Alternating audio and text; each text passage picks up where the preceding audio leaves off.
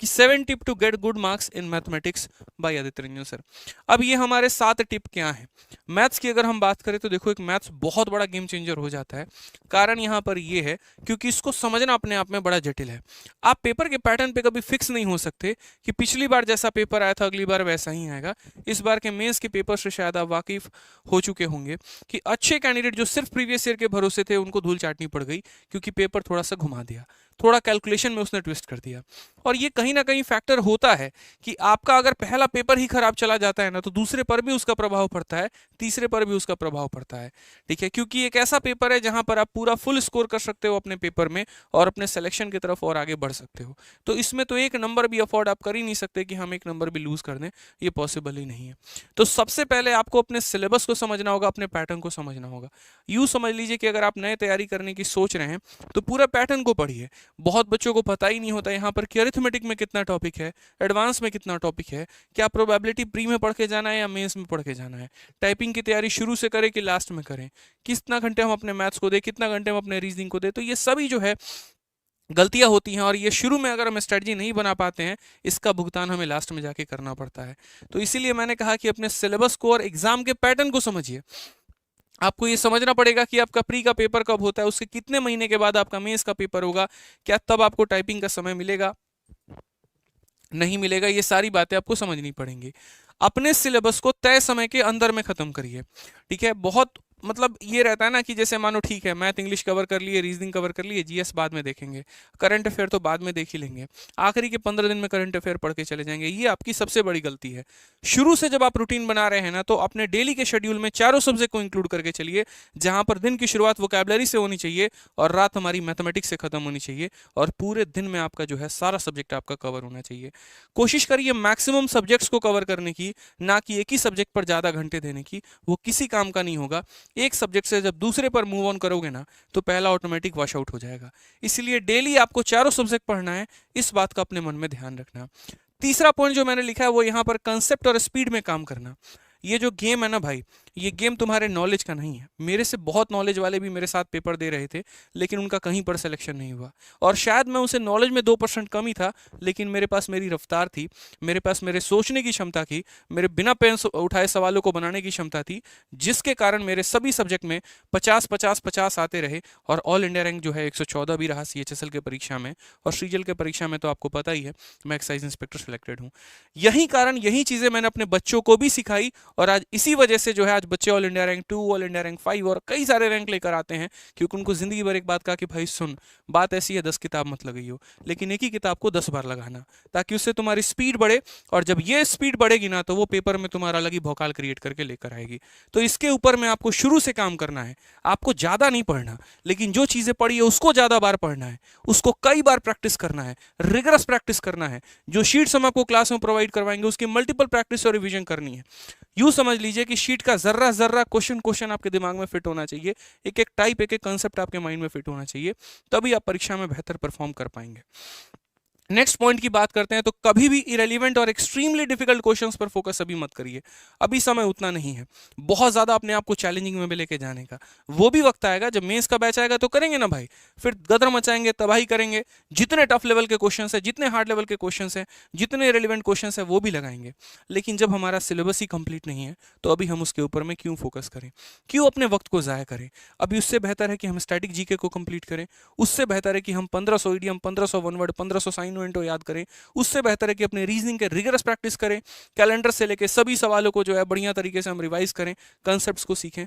तो वो सबसे ज्यादा इंपॉर्टेंट है। इसलिए मैंने शुरू में कहा कि रणनीति बेहतर होनी चाहिए मेरे भाई।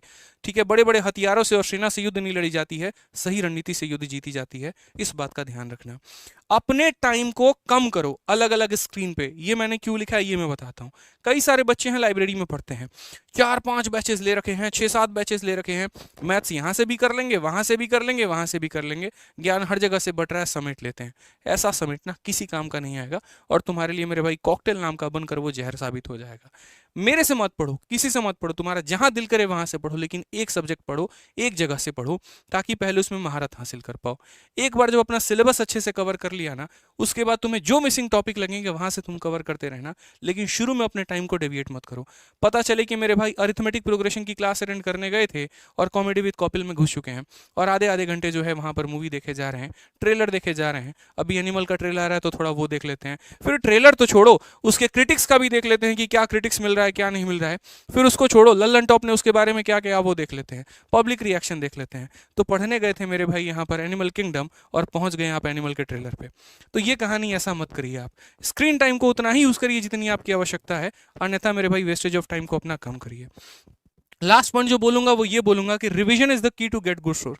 ठीक है, गेट गुड स्कोर, सिंपल सी बात है भाई, अच्छा मार्क्स स्कोर करना चाहते हो ना, एक ही चीज को मल्टीपल बार पढ़ो, कई बार पढ़ो। नहीं तो यही होगा, सर वोकैबुलरी तो रोज पढ़ रहे थे, 1000 को पढ़ लिए, अब पूछ लो सर एक भी नहीं आता है, परसेंटेज से प्रॉफिट लॉस पे गए, पूरी कहानी खत्म है सर। तो यही होगा मेरे भाई, रिवीजन नहीं करोगे तो 5 और 2 का स्ट्रेटजी बनाओ कि 5 दिन हमें पढ़ना है और 2 दिन हमें रिवाइज करना है। कोई भी सब्जेक्ट हो, इन जनरल मैं किसी भी सब्जेक्ट की बात कर रहा हूं, तभी आपका 2024 में भाई सिलेक्शन हो पाएगा, नहीं तो बहुत मुश्किल है। और 2024 तो छोड़िए, अगर रणनीति सही नहीं रही ना तो 24 में भी नहीं होगा, 25 में भी नहीं होगा, इस बात का ध्यान रखिएगा। ठीक है, पीछे वाले आपके हिस्से की नौकरी लेके चले जाएंगे और आप बस उनको देख के ताली बजाते रह जाएंगे और लिखेंगे कमेंट बॉक्स में, इंटेलिजेंट बंदा था, सही था, सिलेक्शन ले गया, और आप अपने आप को कोसते रहेंगे। तो ऐसी हालात ना आए, आपको दुनिया प्रेस करे, इसीलिए अपने आप को आज 1 साल पहले हमारी पूरी टीम जो है आपको आगाह कर रही है कि भैया पढ़ना शुरू कर दो, समझ लो सही वक्त आ चुका है, नहीं तो बाद में पछताने के अलावा कुछ नहीं रहेगा। एक चीज और, जैसे आपका सिलेबस थोड़ा सा कंप्लीट होता है, 50% 60% जैसे थोड़ा सा कंप्लीट होता है ना, मॉक टेस्ट देना शुरू कर दो और इसके एनालिसिस शुरू करो।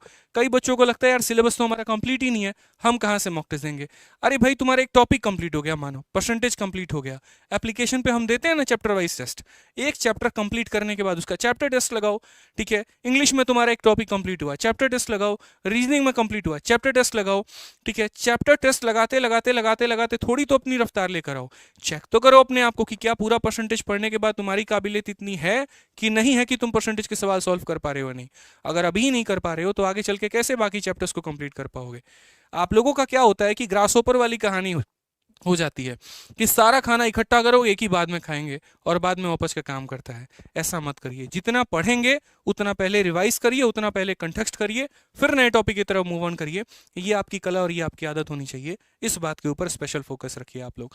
ठीक है तो इसी के साथ मेरे भाई हमारा जो नया बैच है मैथ्स में 13.0 बैच जो है हमारा चैंपियंस का आ रहा है, और ये बहुत ही एक्साइटिंग और सुपर बैच होने वाला है। रीजन हम आपको बता दें, एकदम शून्य से हम शुरू करेंगे, परसेंटेज से हम इसे शुरू करेंगे, बिल्कुल परसेंटेज से हमारा ये बैच शुरू होगा, शून्य से। और ये मेरे भाई अगले 8 से 9 महीने के अंदर में मेरा टारगेट है कि इस बैच को खत्म कराया जाए। कोशिश हमारी और जल्दी रहेगी इसे कवर करने की, जो ना सिर्फ आपके एक परीक्षा को कवर करती है बल्कि सभी परीक्षाओं को जो है साथ में ध्यान लेके चल रही होती है, चाहे वो एसएससी एग्जाम हो, डिफेंस एग्जाम हो, रेलवे एग्जाम हो, स्टेट एग्जाम हो या अदर एग्जाम हो। का तरीके से मैंने कोर्स आप लोगों के लिए डिजाइन किया है जो कि 2024 में काफी ज्यादा यूजफुल होने वाला है और आपके स्कोर को काफी बेहतर करने वाला है। इसमें अगर आप एनरोल करना चाहते हैं तो उसके पहले हम आपको 2-3 बातें बता दें। वैलिडिटी जो होगी कोर्स की वो 2 साल की होगी, समय जो रहेगा वो 8 से 10 महीने रहेगा। ठीक है, डेटा कंजप्शन जो होगा वो क्वालिटी के अकॉर्डिंग होगा, एग्जाम जो कवर होंगे वो सभी एग्जाम्स कवर होंगे। और बेनिफिशियल किसके लिए होगा, क्या मेंस वालों के लिए बेनिफिशियल है, क्या प्री वालों के लिए बेनिफिशियल है, बिल्कुल भी नहीं, हर तरह के बच्चे के लिए बेनिफिशियल है। जो एकदम बिगनर है उसके लिए भी है और जिसने 2-3 बार तैयारी कर रखी है, पेपर नहीं निकल रहा, उसके लिए भी है। ठीक है, वीडियो एक बार खत्म होने के बाद क्लास जो है उसका रिकॉर्डिंग आप लोगों को बाद में मिल जाता है, जिसको आप मल्टीपल टाइम देख सकते हैं जितनी बार चाहें। और जो बैच की हमारी फीस है मैथ स्पेशल, उसकी फीस हमारी 999 रुपये। ठीक है, और 999 के अंदर में आपको पूरा का पूरा बैच भी मिलता है और उसके बाद में यहाँ पर जो है टेस्ट भी मिलते हैं, सभी कुछ एप्लीकेशन के अंदर में मिल रहा होता है। ठीक है, तो बढ़िया तरीके से आपके अंदर जज्बा है 2024 में एक सरकारी नौकरी लेने की, तो आप यहाँ पर बढ़िया तरीके से तैयारी कर सकते हैं हमारे साथ इस बैच से। ठीक है, इसके लिए आपको आरजी विक्रमजीत एप्लीकेशन डाउनलोड करना होगा और किसी प्रकार की कोई भी अगर इंक्वायरी है तो मेरे भाई 8506003399 ये हमारा इंक्वायरी नंबर है, इस पर आप बात करेंगे तो मेरे भाई यहाँ पर जो है आपको पूरी समस्या का समाधान किया जाएगा। किसी प्रकार की इंक्वायरी है तो आप इस पर बात कर सकते हैं।